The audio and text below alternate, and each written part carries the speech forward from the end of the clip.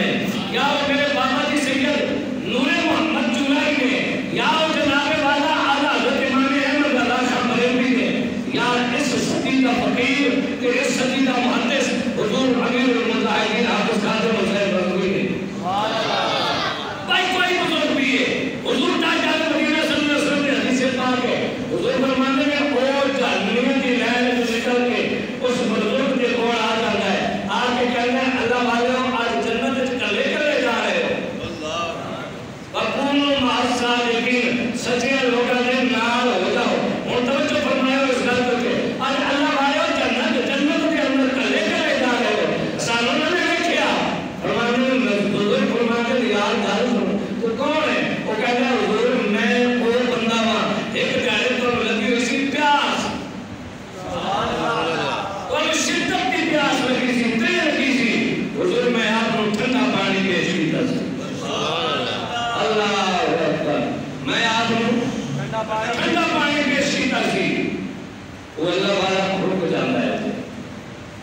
رک کے رب کی بارگاہ وال بھی دیکھتا ہے، اس بندے وال بھی دیکھتا ہے کہ آیا جہنمیت کی ثابت ہو رہے اور دامن میرا پکڑ لیا، ایک بندہ اتنی دیر میں کون توڑتا پڑ گیا،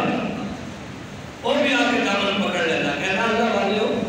آج کلے کلے جا رہے ہو، فرماتے ہیں تو کون ہے؟ اس نے کہا حضور تو اللہ وضو کی حاجت سی، میں وضو کے واسطے پانی لے کے آیا سا، میں پانو وضو کروایا سی، اور اللہ کی بارگاہ کے اندر اللہ والا کھال کے عرض کرتا ہے مالکہ ایک دامن میرا پکڑ لیا ہے، سبحان اللہ، مالکہ ایک دامن میرا پکڑ لیا ہے، اور یا اللہ ایک کہنے نے میں ایک کہنا ہے میں پانی پلایا ہے، دوسرا کہنا ہے میں وضو کرایا ہے، نیکی تو آگی ہے میرے نال، مالکہ میں کی کروں